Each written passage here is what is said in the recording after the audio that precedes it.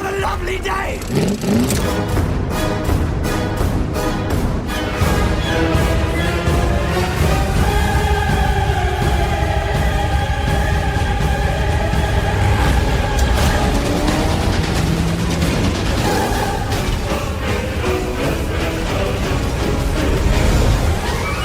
Welcome to the Mad Max Minute Podcast. I'm Rick. And I'm Julia. And today we are watching The Blood of Heroes from 1989. Now, you could also say that we're watching The Salute of the Jugger, which, the two names, it's the same movie, except one was called Salute of the Jugger in, like, Australia.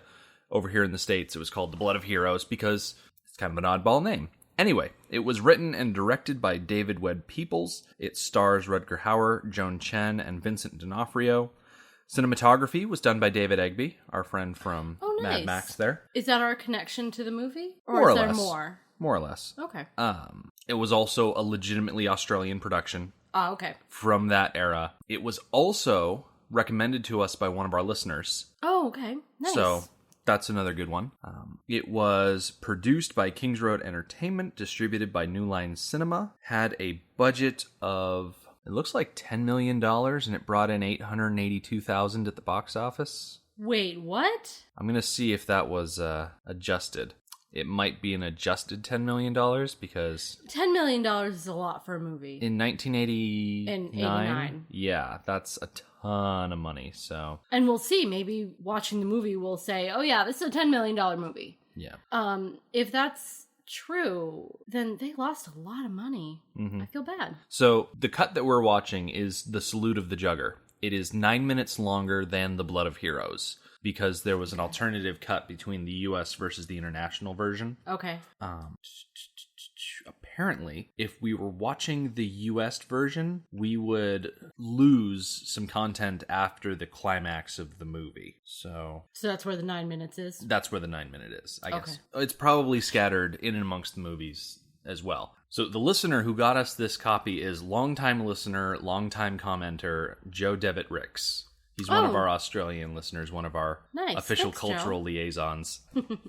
He very strongly recommended that we not watch the US version. That despite the very specific title of the international version, it is the better of the two. Okay. So Okay. I'm kind of hoping that because it is the better of the two versions that we're going to get more out of it. I don't really know what to expect out of this movie. I mean, Rutger Hauer is a very well-respected actor who's been in some amazing films. The first one that pops to mind is Blade Runner. Mm-hmm. He was the replicant in that one. The name Joan Chen sounds familiar. She was in The Last Emperor. She was in Twin Peaks. That's where I recognize her from. Okay. Yeah. I think she was... I can't remember the character's name. Let's see if I can find it. Yeah, she was Josie Packard. Yes. That's who she Josie. was. Okay. I'm okay. And then, of course, Vincent D'Onofrio, who pops up all over the place. Yes. I'm looking forward to seeing him so young. That's for sure. So, I found a good version of the trailer for this movie. So, it's not going to be like Allison's Birthday, where it's like a 30-second weird blip. This is going to be like an actual legit trailer. So, have fun listening to that. We're going to watch the movie, and we'll come back when the credits start rolling. From the author of Blade Runner and Lady Hawk. Jugger's coming! Jugger's coming! They're coming! In a future ravaged by war, all eyes are on Juggers. Outcast champions playing a game of survival. Punish him! This is the story of Kidda, who has heard tales of a world far better than the one fate has given her. Is there really such a thing as soap? She will do anything. I got speed, I can run. I'll quick for you. She will risk everything to be one of the Juggers. It is the story of Sallow, banished from a place of honor in the underground Red City because of a woman. I like the blood of heroes. Now, this woman will lead him back. We could play a team from the league. Theirs will be a journey through a gauntlet of time and trial. Get her loose! To that fabled city, where Sallow will challenge the Jugger who took his title. He could lose that other eye easily enough. Where Kidda will discover that the world of her dreams is no dream at all. Don't want the attention of the League. But I do. Rutger Hauer, It must be soft. Skin with no scars. I like scars. and Joan Chen of The Last Emperor. They accepted the challenge! 100 stone! 3 The Salute of the Jugger. I wanted to win. It's not over.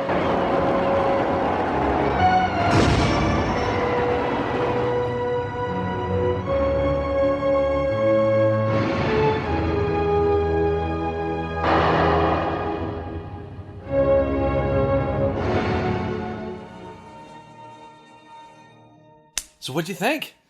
I liked it. I enjoyed it very much. I gotta say, it is the most oddball, like, underdog sports story I think I've ever seen. Yeah, Like, yeah. I've seen a lot. Like, you've got your Remember the Titans, you've got your Mighty Ducks, you've got all of these underdog sports stories, you got your Sandlots, and then you've got Salute of the Jugger.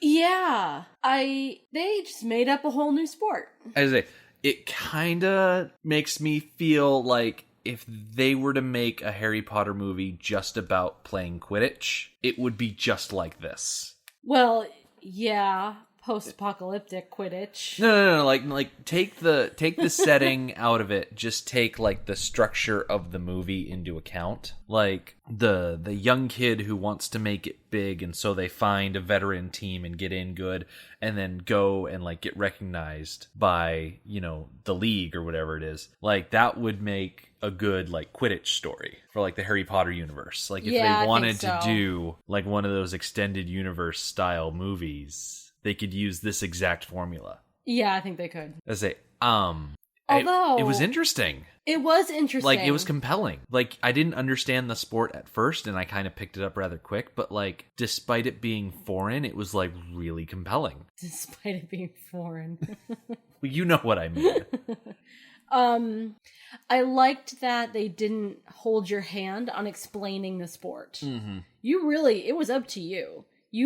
If you wanted to pick up how to play it, you could. The information was mostly there. But even if you don't know how to play it, you can still enjoy watching it. Yeah, and I like that they didn't, like, spoon feed us the explanation. Yeah. It's like football. I don't know how to play football. I don't know the rules of football, but I enjoy watching it. Yeah, like... And maybe I would enjoy it more if I did understand the rules, but I'm good with not. Yeah, it's not one of those things where, like, you need to know what each type of pass is or what each position is called. Like, I didn't get a good sense of, like, what each person on the team, like, what their position was called, but it was really easy to understand what they did. Yes. Like, what their point of being on the floor was. Yes. So to speak. So we start off the movie with this kid, like, running through this dog town, announcing the arrival of Juggers. The Juggers are coming, because this team, led by Rutger Hauer, is coming into town, and they are there to play this game called just the game. It doesn't really have a name, anything more than just what it is. So let me see if I can find some rules here, because like we said before, they don't go into it. So the teams go around from town to town challenging the local team. If the traveling team wins, they collect the skull from that town. So the game involves 2 armored teams of 5 attempting to score by placing a dog skull on the opposing team's goalpost. One unarmed player, known as the Quick, runs with the skull while being protected by their teammates from attack by the opposing team. The game has its own Wikipedia page. Apparently it's something that people play in real life. Apparently it's really that's a little popular in scary. Germany. So, But I'm sure they play it much more low-key than they play it in the movie, because the movie is like no holds bar. yeah, it looks like when they play it in real life, they use the foam weapons and not so much the steel pipes and the chains and things like that. So Okay. A team is composed of 5 roles with 3 alternates allowed. So you have 1 quick, which is the unarmed player that is the only one allowed to touch the skull. You have 1 chain, who is a player armed with a chain that whips it around. And then 3 enforcers armed with... In the movie, it's like these pole things with big hitting ends and big hooking ends. And then you have 3 substitutes. So in the movie, they're called the Quick, the Slash, who is Rutger Hauer's role, the Drive, which is Kim's role. You have the Back Charge, which is Mabulu's role, and the Griffer, which is the chain guy. So they have different names in real life versus in the film. Okay. So, as far as our characters are concerned, at the beginning of the movie with the team rolling into town, Sallow is the leader. He is supported by Kim and Mabulu. Kim is the woman on the team at the beginning of the movie. Okay, I'm looking for Kim on the IMDb page. I'm not seeing anyone. She's known as Big Kimber. Oh, Big Kimber. Okay, I saw Big Climber, so that's why I didn't make the connection. Okay. And then you have Mabulu. And then the Griffer on the team is played by Vincent D'Onofrio's character.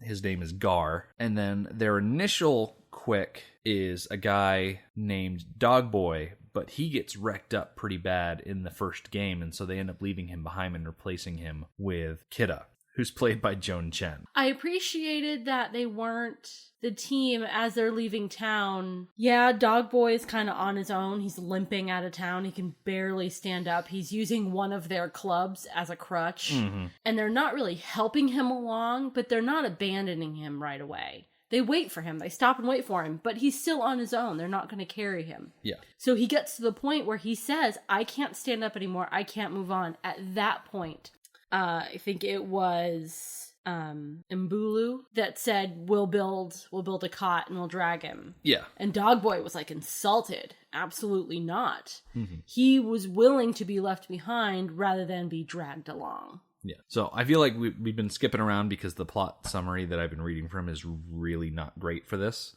So Sallow's team rolls into this town. They play 1 round with the local team. The Quick on the local team is taken out by by Sallow's team, and so Joan Chen, Kidda, comes up and she joins the local team and ends up pretty much destroying Dogboy's leg. So the visiting team ends up winning anyway because of just how good they are. Yeah, because they're good. So on their way out of town, Kidda follows them. And there's a good sequence at the beginning there where Sallow's team is just walking and Kidda's just following in a distance, almost like waiting for Dogboy to drop out. Yeah. She makes her presence known. They know that she's there. And they even said to her, we have a Quick. We don't need you. And she's like, okay. And she keeps following them anyways because she knows she's the one that destroyed his leg. She knows that he's not going to get better. Yeah. So one of the reasons that she's really following this team in particular is because Rutger Hauer's character has a tattoo on his forehead that denotes him as someone who has played in the league. So in the big city, I think it's called... The Red City? The Red City. He used to be a part of the League of the 9 Cities. But he had this affair with a noblewoman, I think it was, and then he angered one of the lords, and the lord had him exiled or something like that. Yeah, I think that's the basics of what happened. So she recognizes that he was a great player, and so she wants to learn from him. And so as Dogboy drops out of the team, they kind of give Kidda like a trial run almost. Yeah. And it's really funny to see because they initially set her up against, Sallow, Mabulu, and Kim, and she tries to get past them, and she's not doing very well because it's 3 against 1, and so they tell Gar to get up there with his chain and start protecting her, and he's a hothead. Like, he's played by young Vincent D'Onofrio, so of course he's got a chip on his shoulder. Yeah, and this is a very D'Onofrio part. Like, he is playing Vincent D'Onofrio playing Gar. Yeah. Like, Yeah, and he plays an interesting role as the Griffa, where on the one hand, he's there to protect the Quick, but at the other hand, like, the Griffas usually pair off against each other, just like the Slashes do. I'm just going to bulk all of them into one group. So the people that carry the sticks are going to be Slashes, Griffa and then Quick. Make it much easier than trying to remember 5 different titles by just using 3. But in these little testing runs, they have Gar get there and he's protecting her against the 3 of them, and she's fast. Like, that's definitely her advantage. Yes, she is very quick. For lack of a better term. Yeah. Yeah. One thing that really stands out about Kidda, and this is especially true in the next town they get to after they incorporate her onto the team, is that yes, she's fast, but she's not particularly big and strong. Right. She's small, which helps her with her speed, but she's got like no weight to her. Yeah. And the first match that we really see them playing together as a new team, she spends a very good portion of that match just on the back of the opposing Quick, trying to stop him. And she has to resort to other tactics. Like, she bites his ear off. Oh, yeah. And just spits it out on the ground. Yeah, she goes full on Tyson. Yeah. As far as this guy is concerned. Yep. And she has to have these other maneuvers because her weight is doing nothing. Yeah. The nifty thing about these teams that come through towns is that once they win, like, the entire town has like a party to celebrate that these guys came and that there was a game. And so the opposing team, they get food, they get music, they get carnal companionship. And what's nice is that there are lady whores, but there are also boy whores for the lady players. And Big Kim, she is great because she's this big tough lady, but there's one point in this movie where she walks over to the selection of boy whores and she like picks out 2 of them and just walks off with them, leaving this one poor sad boy whore left behind. He looked like he was gonna cry. He was so sad that he didn't get picked to be a boy whore. Womp womp. Now, do you have the IMDb up for this movie? I do. I have it open. Could you find for me the guy who carries all of their equipment and stuff? Is that Gandhi? I think that's He doesn't his have name. a picture. So his name is Gandhi McIntyre, which is quite the name. Yeah. And his character's name is also Gandhi. Okay. If I have the right person. But there's no picture. But he's listed. He's number 5 listed. Okay. So the one person that we have not mentioned about on the team is the character of Gandhi, who is this like small old guy who walks around with a wardrobe on his back. And it's like a giant wood wardrobe that is surprisingly light, I guess. Either it's light or he's super strong. I think he's super strong. Yeah. So he's kind of like the support character. I feel like he's like kind of a coach. Coach, manager, support, substitute, kind of everything that they need. Yeah. Yeah. As I say, he is kind of a comedic relief character. He's definitely a lighter tone than some of the more serious characters. Like, he's the guy who stitches everybody up after a fight. Yes. And after, I think it's the first fight, they are all recouping after the initial thing, and Salo comes into a tent, and Gandhi is there stitching up Mabulu. And Salo makes a joke about how Mabulu gets stitched up so often that soon he's going to be nothing but thread. Yeah. And it's funny because he takes a little dig at him. He says, "You'll be nothing but white thread." And Mabulu is a black character. Yep. Like, he's got really dark skin. And so that was just an extra little joke there. But as they go from town to town, like, they get to have these little revels. And so it's not a bad life. No, it considering seems it's pretty post-apocalyptic. good. Yeah. And the thing I like about the Juggers is that everyone is really sporting. Oh, yeah, they don't hold grudges. Like, as soon as that dog skull is on the stick, everybody, like, puts down their weapons, and they've got this, like, sign thing. A salute? Thank you. A salute thing they do. They, like, bump wrists together. And so they all do that thing together, and, like, it's all good, and then they go party. Yeah. One of the things that I was thinking about, because internationally this movie is called The Salute of the Juggers, and you see the salute a lot in this movie. And there is one point where a character is speaking to another character, and they say the phrase, "the blood of heroes." which is Yeah. what the US release is called. I don't understand why they changed the name. I don't see anything wrong with the name, The Salute of the Juggers. I think it's because Juggers is such a strange term. Yeah, so watch the movie and find out what a jugger is. I'm just trying to think. When you're putting up a marquee and the sign says The Salute of the Juggers, like, yeah, people will go and they will see, The Return of the Jedi, so long as that title is preceded by Star Wars. If someone's looking at a marquee and it says The Salute of the Juggers, and they're going to look at it and they're going to be like, okay, well, first of all, what is a jugger? Why are they saluting? Like, it's an intriguing title, but at the same time, if you've got that up against what else came out in 1989? Batman or Indiana Jones and the Last Crusade. Oh, yeah, there is. Lethal Weapon 2. Yeah, there's a lot of name recognition there. Roadhouse. Ghostbusters 2. National Lampoon's Christmas Vacation. Like, The Blood of Heroes is just a much more accessible title. So I can really understand why they changed it. I'm not sold. No? No. Now, do you know, was it Blood of Heroes only in the US, or was it Blood of Heroes outside Australia? So like in Europe, what was it called? Do we know? outside of the United States, it was The Salute of the Jugger. Okay, so it was only Blood of Heroes for the United States. Yeah.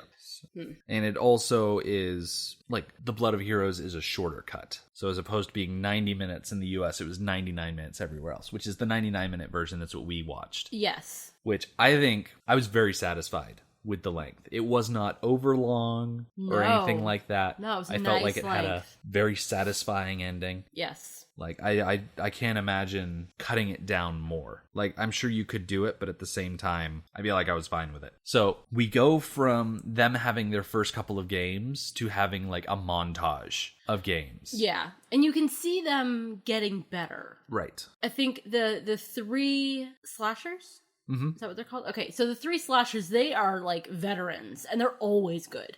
But Gar and Kiddo are both young and new, and they're the ones who need practice and experience. Mm-hmm. And the montage is them getting that. Yeah. So if I remember correctly, we end the montage with them winning a match just too fast. Yeah, it was too easy for them. Yes, which means there was no party. Yeah. Yeah, it was really just... Like, the party is an extension of the game. If the game is good and people are excited and they attend and they have a good time, then they go party. Yeah. But if the match is too easy, nobody's having a good time and they all go home. Speaking of not having a good time, somewhere before their really easy win, I think it was at the same party where Big Kim Took two and Kiddo was just left with the one boy whore to pick from. Yes. The really sad one. And you see her looking back and forth between Gar and the one sad boy whore. And she looks back and forth between them a couple of times. Yeah.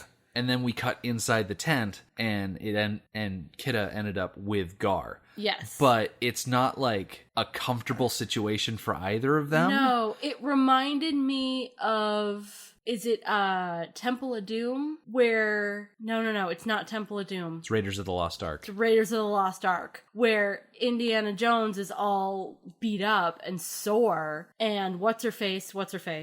Marion is trying to make a move. And he's like, ow, don't touch me there. That hurts. Like, that's exactly what this was like. So Sallow walks into the tent and he sees the two of them and he's like, well, that's why Juggers don't have sex after a game, because it's like just rubbing wounds against wounds. Right. They're both in pain and sore and bloody. That's why there are groups of whores out there for them. Yeah. So I find it interesting that there is no romantic subplot to this movie. No, it's just purely physical. Yeah. Because I feel like if this were a more modern film, they would definitely like make Gar and Kiddo's relationship a thing. Mm-hmm. I mean, for the most part, everybody on the team is just like they're their own little family or something like that. They are all just very comfortable with each other. Yeah.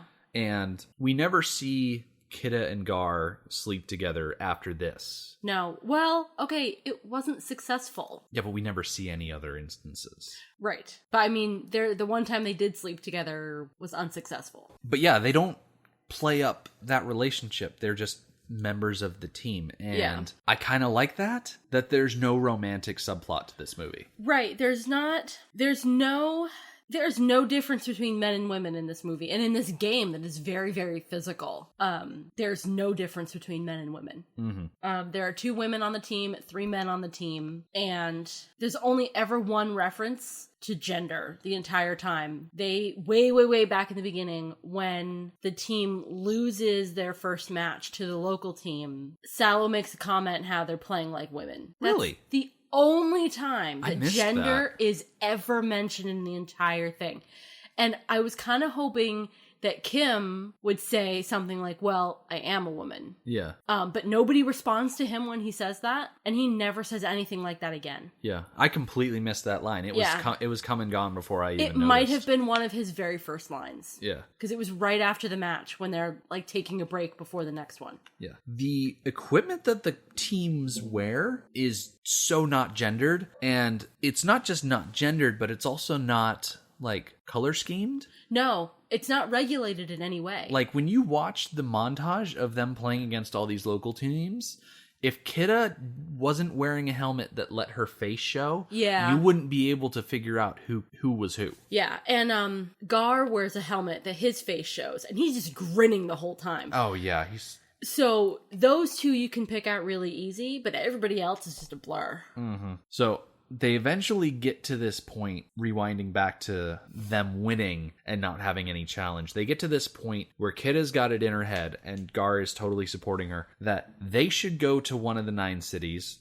the Red City, and challenge the League. Yes. Because these local teams, if they collect up enough skulls, they can go to the League and challenge a League team. And then if they get recognized by the upper class, they get elevated to play as part of the League. Yes, and they get elevated as individuals. Yeah. It's not like a team is a solid unit that can never be split apart. If they go to challenge, it's pretty much they're each on their own. Yeah. They need to make an impression individually, which does not necessarily foster teamwork. Like you could be, so you're in your challenge match and you need to stand out, so you do things that make yourself look better, not necessarily for the good of your team. Okay. However, in order to stand out as a player, because the game's teams are so small, like if you want to stand out as an individual, you need to do your job really well. Yes. And so, if you want to stand out as a slasher, well, then you need to do a really good job of taking out the other team's slashers and protecting your quick. Like that's, you're part of a team there. And if you want to appear as a valuable player, like you're going to be playing as a team. I can't think of any role where a member of the team would abandon their other teammates just to look good. I don't think it's that type of game. I don't think it's so much abandoning. It's just maybe not playing with the group's interest at heart. Yeah. But with your own interest at heart. Well, see, that's the thing. It's a subtle difference. Like in the game itself, like your own interests don't exist. Well, in one of the matches... Oh, was it during the montage? Was it the challenge? Where the opposing quick did a fancy schmancy move. Like he did an extra roll that he didn't need to do. Are you talking about him showboating? Yes. Oh. And it made him look good, but it also lost him the match because Kidda had enough time to catch up to him. Yeah, but I don't think that's the same thing. Yeah. So, rewinding, before we get to the final match, let's get back to the setup. So, they go to the Red City, which is an underground city. Yes. Like, they show this huge long line of people going into this, like, rusty little shack, and no one's coming out again. So, it's like, we don't know what's going on until they descend into the city. It's an elevator. And it takes a very long time. Like, they all, like, settle in. Yeah.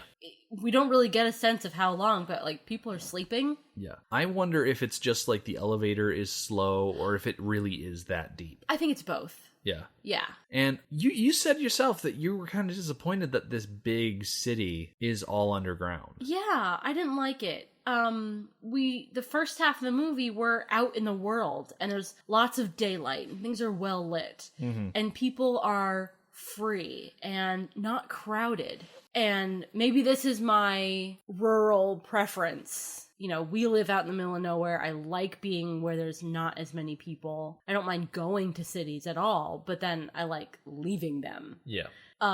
So to go into this dark, cramped, hot, no air circulation city just felt like a step down. Yeah. And this is where Kidda and Gandhi tells Kidda about the city and how the upper class live, and he talks about silk, and she really kind of latches onto that idea. Yeah. Of silk. It's like a breeze on your cheek. Yeah. Like, well, first of all, those people don't know what that means. They don't have breezes on their cheeks.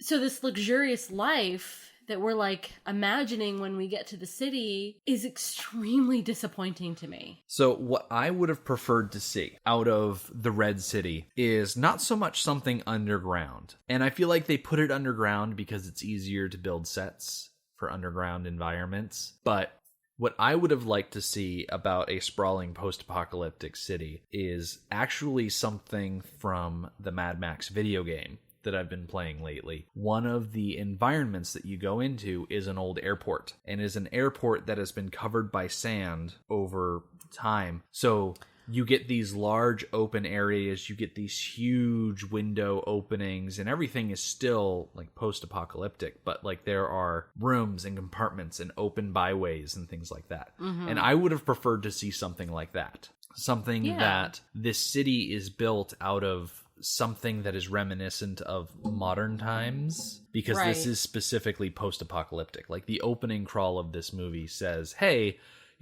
wars destroyed everything, and now this is the world that we live in. Yes. That would have been interesting. It would have been really cool, but I don't know how many abandoned airports that you could have used. This was shot in the desert of Coober Pedy, Australia. I don't think they have anything like that out there that they can use. I feel like if you had like a good CG budget, you could probably make something like that a reality. Yeah. But yeah, just the dark, cramped, noisy, probably smelly environment of the Red City was so loud. Not very appealing. Jumping ahead to the very end of the movie when we go back outside, I was relieved. Yeah, to be back out in the open air. Yes. So they go into the city and, new sights, new sounds, whatnot, but they need to go challenge the League. And before they actually go and present their trophies to this like ruling council of people, Sallow and Kidda go and they look at the pit where they play this game. And Kidda kind of realizes just how rough the League teams are. Okay, Sallow has been trying to explain how different the League is. Mm-hmm. Like, lasting 26 stones is the best that's ever been done. Out of 100 stones, lasting 26 is excellent and amazing and record-breaking. We should probably mention... I don't think we mentioned the stones as yet. they play the game is played in 3 rounds of 100 stones each, and the way they do it is they have a pile of 3 stones of 100, and they have this one guy picks up a stone, throws it in a metal plate. That's 1 stone, and he does that 100 times. That's 1 round. Yes. And if nobody places the dog skull on a stake at the end of the field in those 3 rounds, then it's a draw. Yeah. So it's nice because you can finish an entire game in like half an hour maximum. Oh yeah, that type of thing. So it's so physically intense that the rounds are actually not that long. Yeah. So the thing about the League teams when they play challengers is that challengers never last more than like 20-25 stones. Yeah. And it's the same setup in the city. It's not like a machine throwing stones at regular intervals. It's a dude up in a cage throwing stones at a metal plate. And so Kidda gets really intimidated, but after the match that we watch, Sallow and Kidda go to this window and they're watching the players walk by these nobles, and that's where we catch our first sight of our old friend Hugh Keys-Byrne, who plays the lord that Sallow slighted during his affair with the lord's woman or something like that. I don't think she ever is addressed with a name or anything they don't. Like that. They don't ever really address like exactly what happened. It's with all the people who vague. it happened with. It is very vague. Yeah. So Hugh Keys-Byrne has not aged fantastic. He's put on some weight in the think, 13 years since I think Mad Max. his problem is that when he puts on weight, which as we age, that tends to happen, he puts it on in his face. Yeah. Like his physique, which we didn't really get to see him much at all from like the shoulders down. So we didn't really get a sense of like his body size, but he wasn't a large man. I think when he puts on weight, he puts it on in his face. Yeah. And seemed a bit rounder there. Yes. But his acting has not changed at all. No, it's still great. Yeah, it's still fantastic. So after Sallow sees Hugh Keyes burn, he goes back to another window and he catches up with one of the players. And it's this guy. Gonzo. Yes. Which they say his name a lot, actually, now that I remember it. So Gonzo is another familiar face to us. It's Max Fairchild from Yeah, I had Mad no Max. idea. He played Benno Yeah. in the movie there. Of course, it's been, like we said, 13 years. Yes. And so he looks a bit different. Than... And his makeup. Yeah. Oh, I forgot about the makeup. That's why it was so amazing. Because it was Michael Westmore. Did the makeup. That's why the makeup was so good. Yep. All these players are covered in scars. Absolutely covered in scars. And Gonzo has a steel plate in his head, first of all, and he is completely unrecognizable as Max Fairchild. And it just occurred to me that it was all so good because Michael Westmore, who is the makeup designer for Star Wars. Off the top of my head, I don't remember like specifically which ones, but many of them. Like a creature designer. We know him from the sci-fi show Face Off, Yep. where he serves as an advisor or a mentor. Okay, so Michael Westmore, let's go down his filmography so you know what movies he's worked on. Let's see. He's worked on Star Trek Enterprise, the 2001 series, Star Trek Nemesis, Along Came a Spider, Star Trek Voyager, the TV series, Deep Space Nine, Insurrection. Those are all Star Treks. First Contact. He worked on The Next Generation. He did makeup for Rocky V, the MacGyver TV series. Wait, did he not do Star Wars? I haven't gotten back that far yet. Oh, okay. For a second, I thought I was wrong. He was makeup designer for Masters of the Universe in 1987.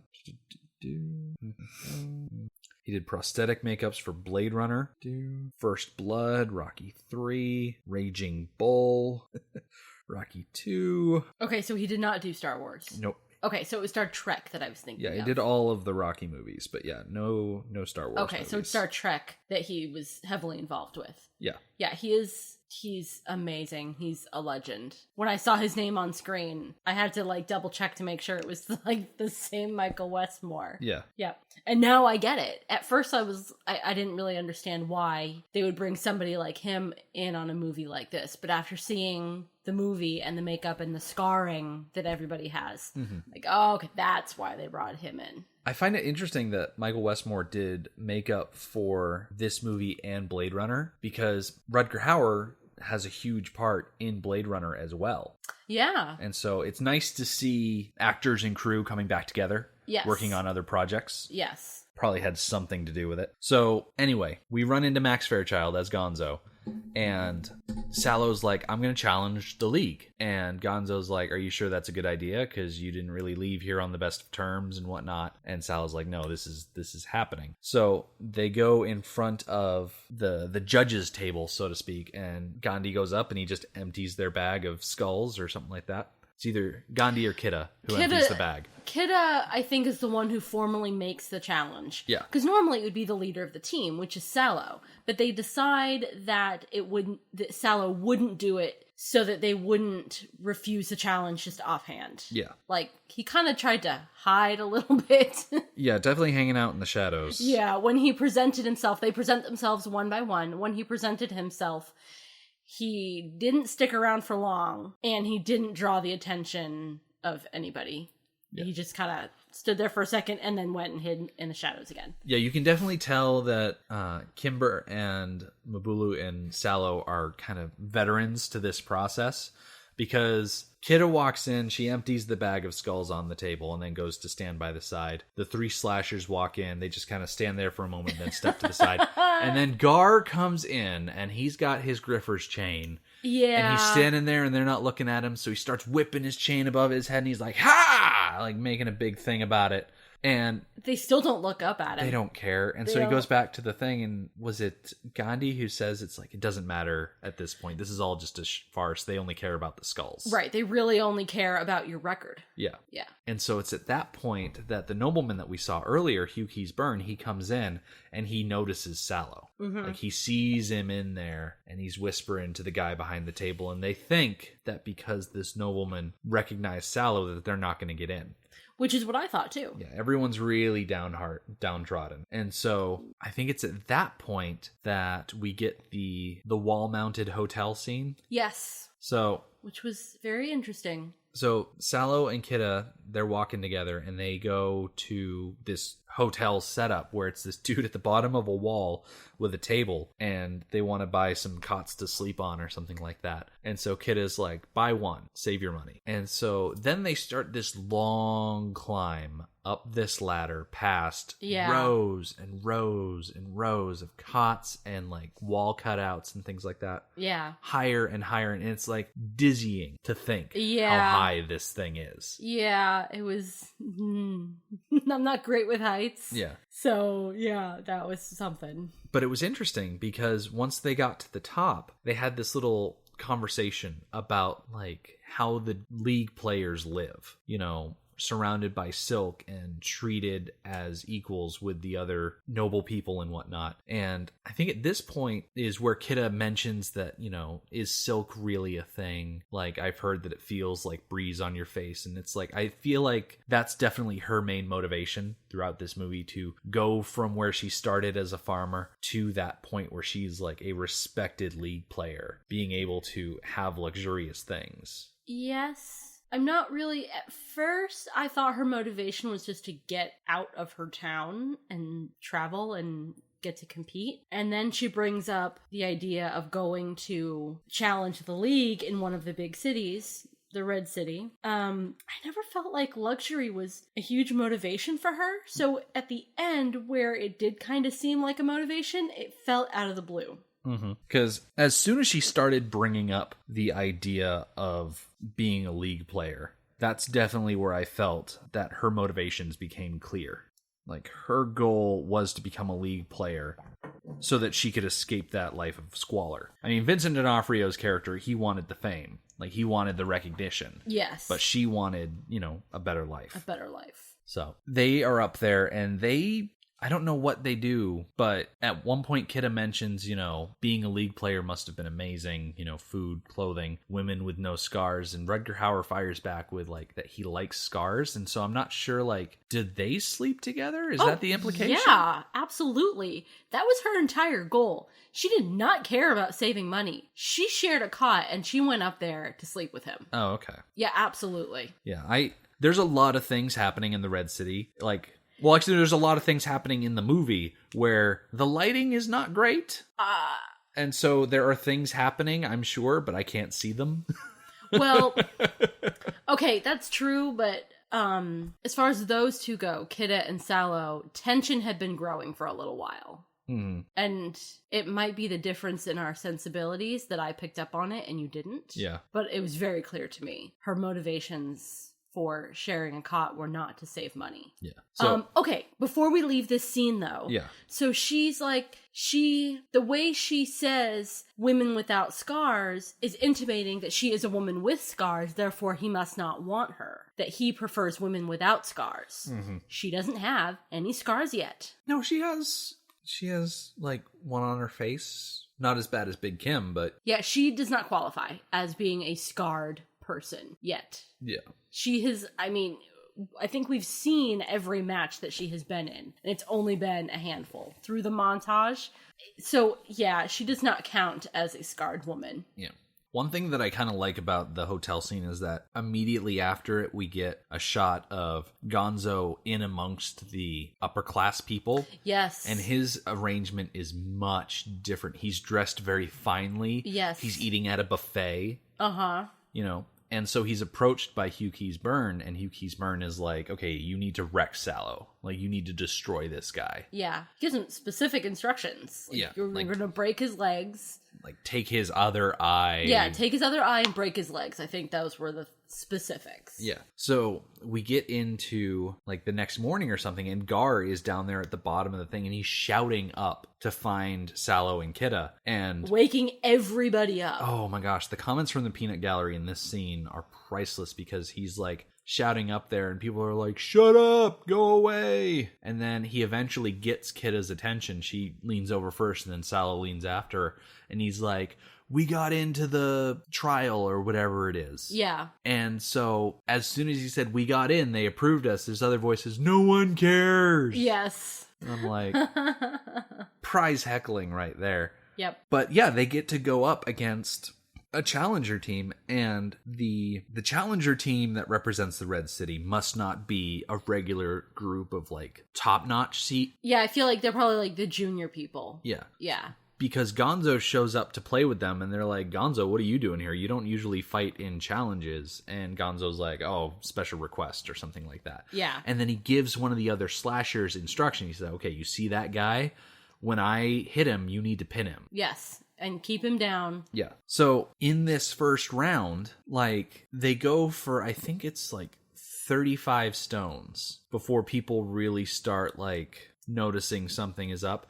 And by the time they hit 60 stones, which is like 3 times better than any challenger team has ever gone, you get this kid who's running through the Red City, getting people to go watch this thing. Because nobody watches challenge matches. Right. They're usually way too quick to even, count as worth it. So they're having just this knockout, drag out round where Kidda is all over this Red City quick, and they are going back and forth. And so this opposing quick, he knocks down Kidda, and then he has the skull, and he does this, like, showboaty slide on his knees. To the end of the thing, and then normally he has beaten up the opposing quick enough that he just plops the skull down. At that point, he doesn't have to worry about the opposing quick. But Kidda gets up and she tackles this guy before he can place the skull down. And then the whole rest of the match, the remaining 40 stones, is her just either beating up on him or getting between him and the post. Yeah, I mean, the post is right there. She's just standing between him and the post, covering and he it like a boss. Cannot get around her. Yeah. And so the longer they stand playing, like, the more and more the arena is filling up with people, and they are going crazy because they can't imagine that this is actually happening. Yeah. That this no-name challenger team from the Wasteland is coming in and holding their own so effectively. And everyone is doing pretty good except for Big Kim. I think she got up against Gonzo because the other guy was pinning Sallow. Yes. And he is, like, wrecking her. Yeah, well, she got to the point where she was just holding on, like, with her entire body to his leg. So that exposed her back. Yeah. And so he's got his club, and he's just, wailing on her back and her legs.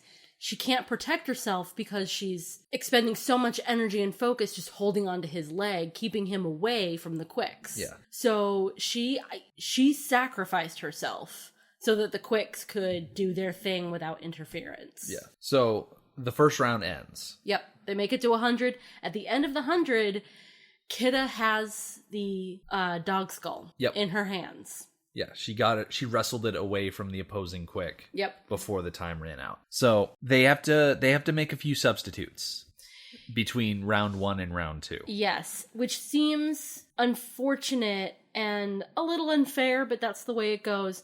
The league team, they have plenty of people who are fresh and skilled. They just switch them out. Our challenger team, they don't have anybody else. But they do. Kim can't play. She is done. So they are preparing to play with only 4 players until Gandhi steps up and says, I'll do it. I'll play. And he's nowhere near as, like, armored as the rest of them. No, which I thought was surprising. Why didn't they take some armor pieces from Kim and kind of make them work on him? So Sallow pulls Gandhi aside and he's like, I'm going to need you to do a fish hook. And Gandhi's like, on who? And he's like, on the guy that pinned me last round. Right. So he's getting some revenge. So as the round starts, Sallow goes for the guy that pins him, gets him on the ground, and then Gandhi comes over and he does a fishhook maneuver, which I guess is kind of like some sort of arm bar leg pin type thing. Yeah. And this guy that has been fishhooked, he cannot move. Nope. Like, he's 'cause done for. Gandhi is super strong because he walks around with a big old wardrobe on his back all the time. Yep. And this guy is like struggling to move, and he looks over and Gandhi's just sitting there grinning. Yeah. Like it's nothing to him. Yes. Just hold on. And He was so delightful. this gives Sallow the opportunity to go up against Gonzo. Yes. Mabulu and the other slasher are off doing their other thing.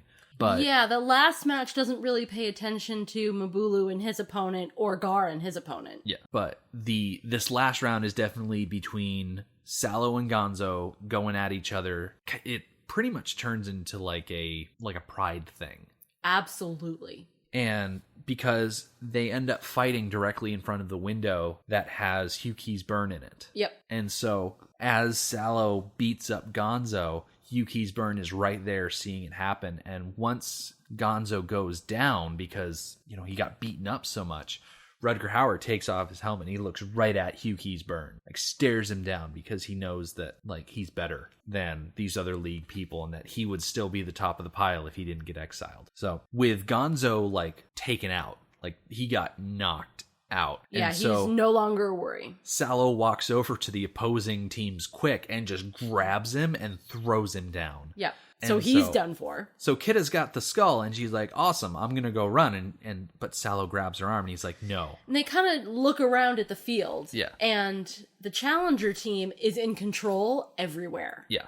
So Sallow goes, no, walk slowly. Slowly, And which- so she just takes her time. She was showboating in a less showboaty way, but she was still showboating. Like, just go put the head on the stick. No, this wasn't her. This wasn't her thing at this point. This was Sallow trying to make a point. Yes, it was. And it's funny because you could say, well, if she's taking her time, they're going to run out of time But no, this guy who's keeping time throwing stones at has the plate stopped throwing stones. Yeah, he gets distracted by the fact that she's just slowly walking, and so she just trots over to the other side of the thing and just puts the skull down, and they've won. Like, no challenger team has ever lasted this long or won against a league team. Yes. And so people lose their minds watching this happen.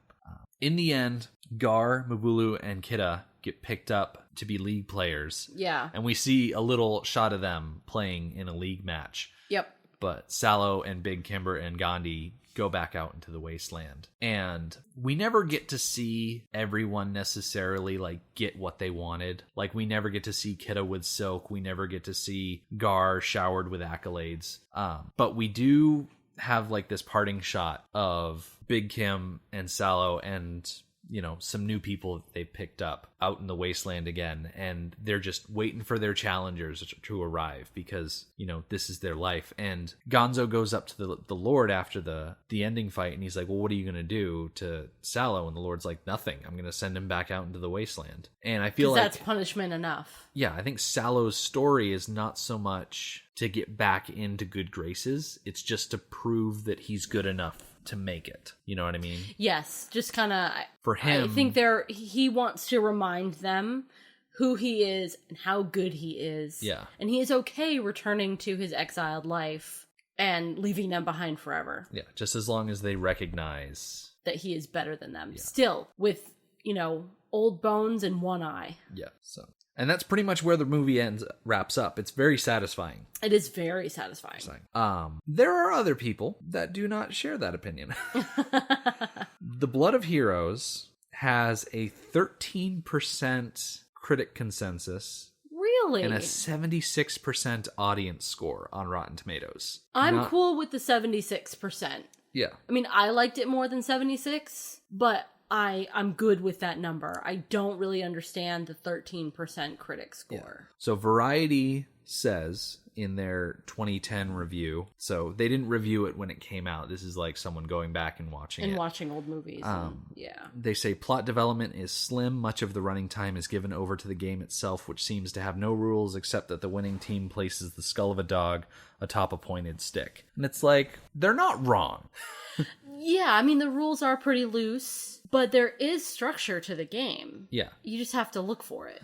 From Vincent Canby from the New York Times said, an unusually successful film of its kind, a good lean variation on the post-apocalyptic adventure thriller that looks into the future to see the dark ages of the past.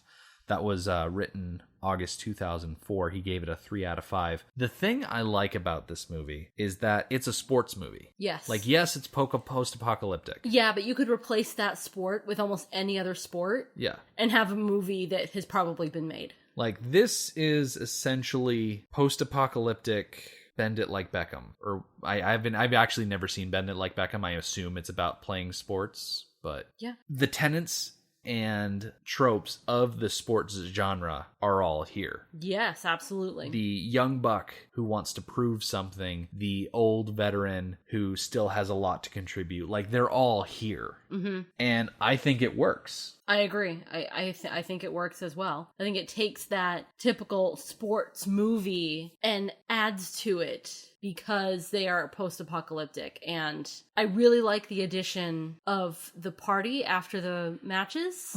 That these people who live these difficult lives and, you know, are barely surviving, they have this joy, the game. Mm-hmm. And when they celebrate either winning or losing, they celebrate that the game was played, that a good game was played. Yeah. I kind of look at this whole setup as ultimately a hopeful film. That, yeah, society and resources and all the things that make modern life have broken down and blown away, but we still have accordions. Yes, except there are still accordions. Have hung on. But despite all of that loss, there are still people that survive, they thrive, and they thrive to the point where they can have sports. Yes. Sports are not something that help you survive day to day. It's not collecting food, it's not cultivating food, it's not building or maintaining shelter. It's a distraction.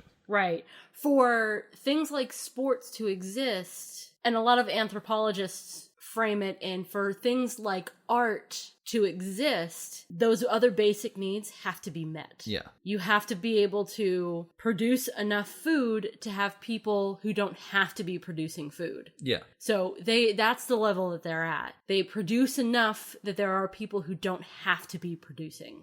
And instead of art and arguably culture, it's sports. Yeah. And it's not just sports. It's like there is a lifestyle and a whole culture around the sport. Yes. Like these skulls that they're using for the game, they're not like all ratty, decaying, gross looking skulls. No, they're decorated. They're ornate. Yeah. And I imagine decorated. that they are decorated in a certain way based on what town they came from. Yeah. Like towns have symbols that they specifically use or colors that they specifically use. So it's very interesting. It's one of those things where you could take a deep dive into it. I don't think this is a movie that I would be willing to break down minute by minute just because it is a sports movie. Oh.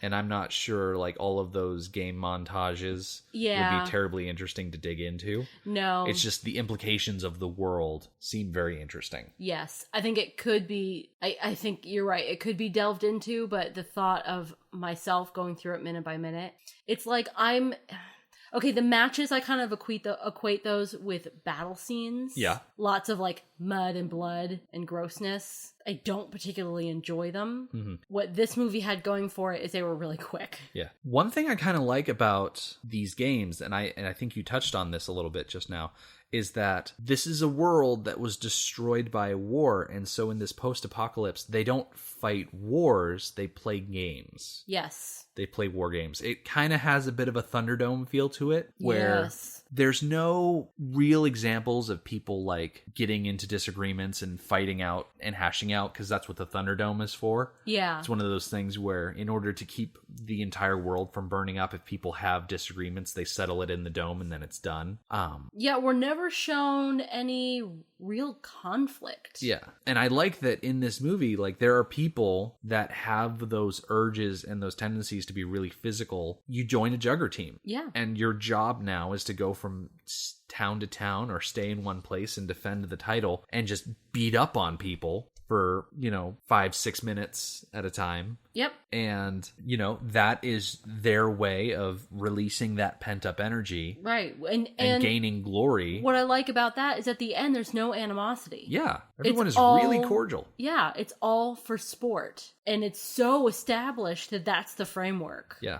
There is one point in this movie where Rutger Hauer is kind of shambling around this town after a game, and their visiting team beat the local team, and so he kind of stumbles into a room, and there's the other team. Yeah. And it looks like they're going to throw down. It looks like they're going to fight. And I thought Ivan said there's going to be a rumble. But then the leader of the other team sees Rutger Hauer, and he starts laughing, and he gives him a big hug. It's like these guys share a kindred spirit as players of the game. Yes. And yeah, there is income disparity and there are people trying to eke out existences, but it doesn't seem like it's a bad setup, the universe that they've crafted in this movie.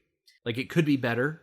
Yes. But it doesn't seem awful. It's not as bad as Mad Max. No, it is not as bad as Mad Max. No. So is there anything in this movie that kind of sticks out as your favorite part or favorite thing? I think my favorite thing about the movie is life outside. Yeah. It is a hard life, and these people do work hard, but then they have this entertainment that comes around that they are so excited for, and they just want to see a good match. It's more about seeing a good game than it is about who wins. Mm-hmm. And of course, it's still a matter of pride about your team winning. You want them to win, but you want to see a good match. And then you have a party. It doesn't seem so bad to me. No. I mean, life in the city, underground, no, that seems horrid to me. But that kind of semi-freedom of being out in the world, it's only semi-freedom because you're still working hard just to survive. But you're out in the world and you can see the sky and you can feel the breeze and you get rained on. And yeah, it just doesn't seem so bad. Yeah. If I had to pick out one thing in this movie that I really enjoy, I think it would be the fact that they've crafted this game that is really easy to understand, even without having it laid out. I enjoy the game. Yeah. I think it's an incredibly unique part of this movie. It certainly sets it apart from other post-apocalyptic films, and it's enjoyable to watch because there are elements to it where if you want to focus on the slashers, you can focus on how they interact with the other slashers on the other team. If you want to focus on the grifter and watch the chain work, like, that's another element that you can pay attention to. And if you want to just focus on the quicks, like, that's its own little battle there. Like I say, it goes back to the Quidditch thing. Yeah.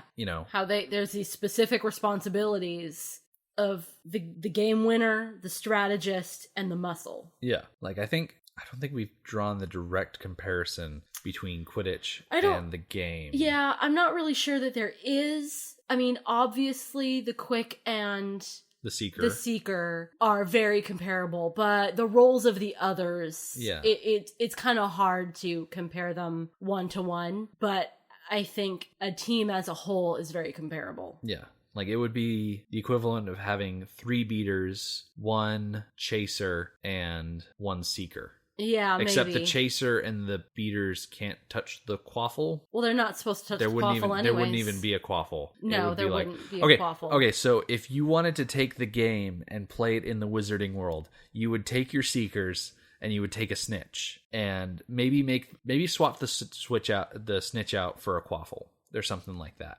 And so you have your 2 seekers, they can touch the quaffle, and then you have 3 beaters on each team, and who are beating each other instead of who are beating bludgers. up each other, but at the same time they're also trying to beat up the seekers. And then the keeper is kind of like the grifter. I know I said the chaser, but like the keeper is kind of the same, except the keeper doesn't protect the goal. The keeper kind of protects the quick. Honestly, it sounds like a jumbled mess because I'm not explaining it nicely, and it's an audio thing. There's no way I could ever show you a picture of how it would line up 1-to-1. But I kind of imagine, like, if the wizarding world had a Australia school, that they would play something more like that they would play the game and they wouldn't play Quidditch. Bunch of wizard kids out in a field beating each other up. It would make more sense in a wizarding world to play a game where you beat each other up so much. because they have like healing spells and potions and whatnot. Yeah. You wouldn't walk away with this group of people who are covered in blood and then covered in scars. I mean, the original Quick, the one that with the broken leg that Dog didn't Boy. last, Dog Boy, yes. His face. Looked like it got chewed up. Yeah, it was very deformed. Yeah.